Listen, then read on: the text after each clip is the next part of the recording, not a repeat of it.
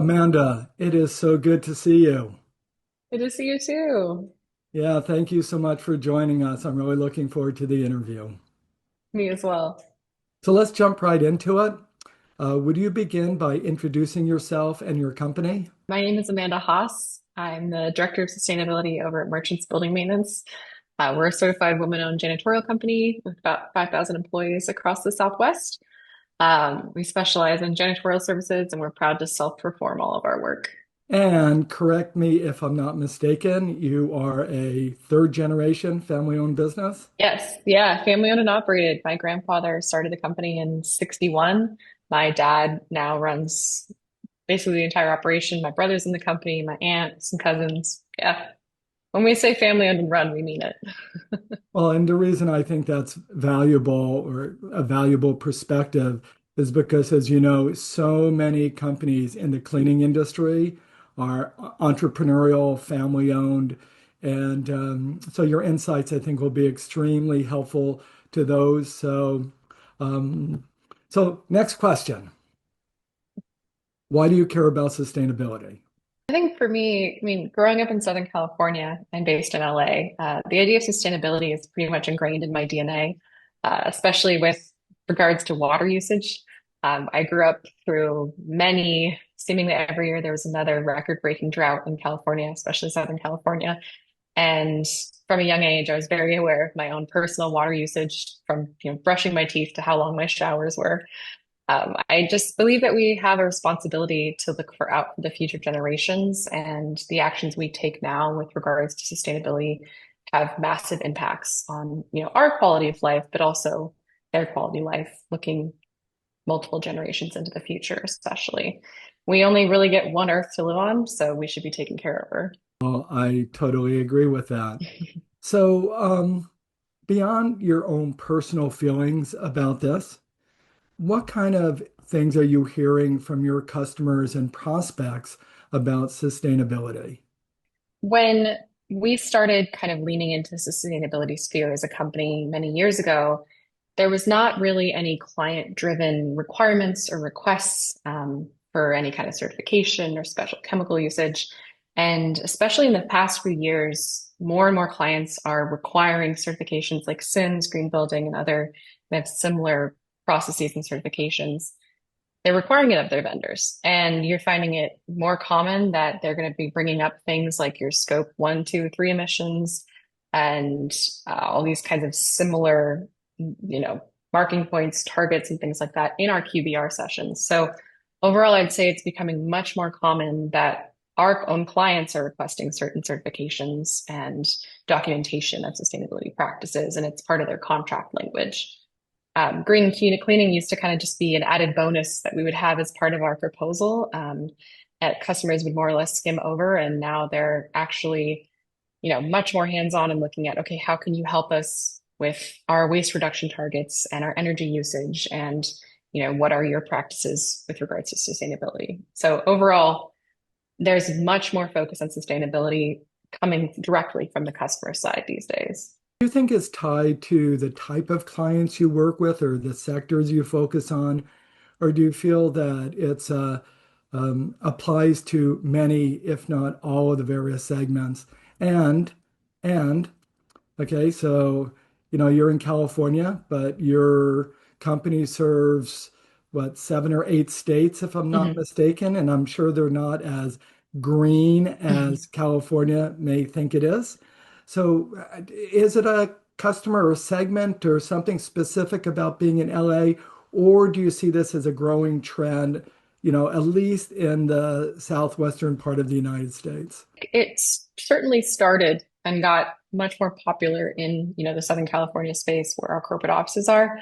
But especially in the past couple of years, it really has expanded out into, most of the areas that we're in, if not all of them, in some way, shape, or form. Of course, you're going to find in, the biotech or tech spheres, clients of kind of that nature, they're going to have more of a sustainability driven focus, especially if they're in areas or states where that seems to be kind of more of a priority, like Southern California. But I think overall, it's really become kind of, nationwide, or at least as far as, where we're in the Southwest, it's becoming almost a standard for a lot of these clients. It started with the bigger ones, the IFM kind of companies, and it's been really trickling down. And we're finding it in the contract language for, a single tenant owned and occupied space in Orange County, say, where even 5 years ago, that would not be anything related to their requirements. And would you mind sharing some of the initiatives that your company is doing? We like to say we've been green for before it was cool, longer than that time. We use exclusively Green Seal certified or other similar certified cleaning chemicals and products across our entire company, so not just in California. We also track our scope one, two, and partial three emissions using a third-party consultant. Shout out Green 2 Sustainable. And we produce our annual GHG reports as well. We're currently looking at beyond kind of company-wide with our operations. We're looking at doing solar panels on some of the offices that we own um, to kind of limit, our electrical usage and things of that nature at those office buildings. We're also working with our vendors to encourage them to have sustainability initiatives as clauses in our contracts with them. So just making sure that they're aligned with us in terms of where we want the sustainability goals to be, which is it helps because you're kind of then continuing it along the line. Our contracts with our clients are asking for certain requirements with regards to sustainability, and then we're doing the same, passing that along to our vendors as well. And I don't mean to put you on the spot, but you know me, so that's what I do sometimes. Um, how about some of the things you do for your workers that you're really proud of, sort of from a sustainability or social equity perspective? We love to motivate our workers with incentives. We know that incentives, you can drive people to work to the best of their ability at every level of the organization. And it's not just monetarily. We have a Haas Charitable Trust. My last name is Haas. It's the last name of the family who owns the business. And that supports the employees' children who are going to be of college age and provides them with tuition funding for those going to 2 or 4 year universities. We also have safety initiatives within our company. We are self-insured for workers' compensation in California, which is kind of a jargony way of saying that we're really dedicated to the safety of our employees.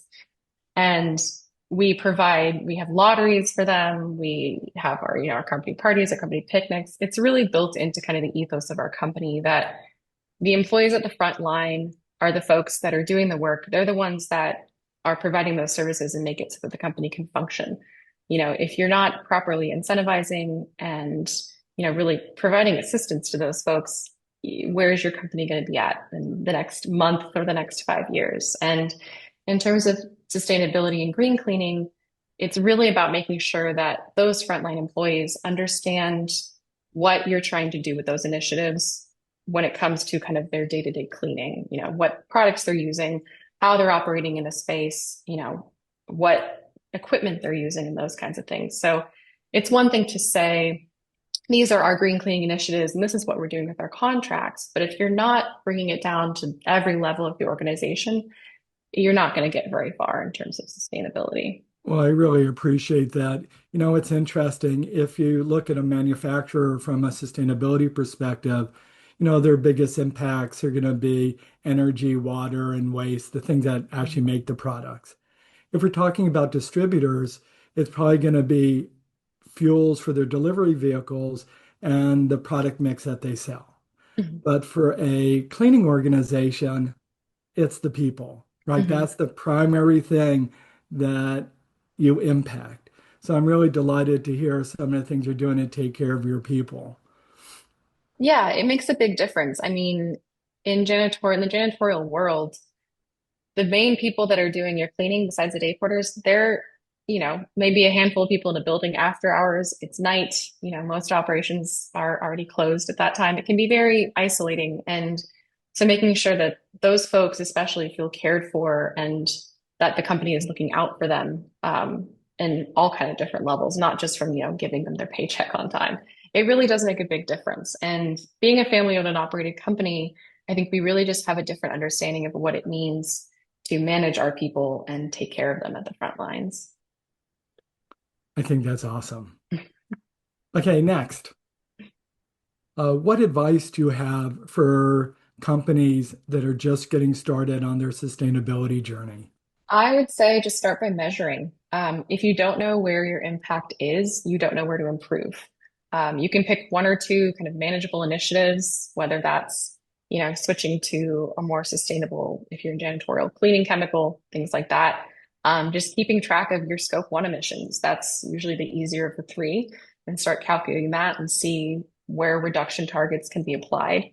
Um, I'd say don't let perfection be the enemy of progress.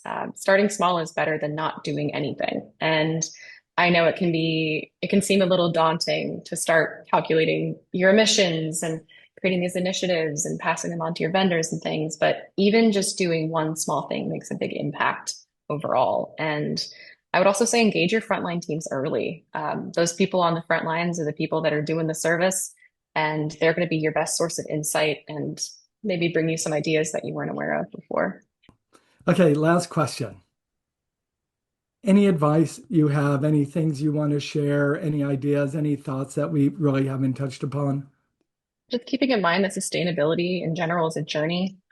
We're always learning and improving along with our clients and our vendors. So in our industry, it's not just about saying that we're green. It's about really being thoughtful and looking towards the future. What steps we can take as service providers to help foster a planet that'll be around for many generations to come. I'm really just excited to see more organizations making sustainability and like a non-negotiable part of their vendor partnerships. I think in the past, 5 or so years, especially, it's become much more prevalent.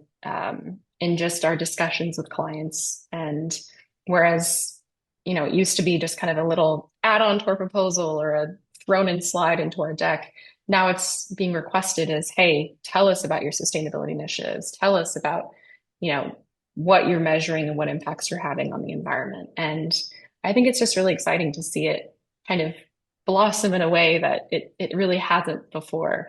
So it's not us driving the sustainability initiatives. It's really our clients saying, hey, we want this, we need this. Looking at things like EcoVadis, looking at Sims Green Building, they're becoming requirements in our clients' contracts. And that really helps just drive those initiatives forward. So it's really exciting to see. Amanda, you're awesome. Thank you very much for your time. It's greatly appreciated. Thank you. Yeah, thank you so much. This is great.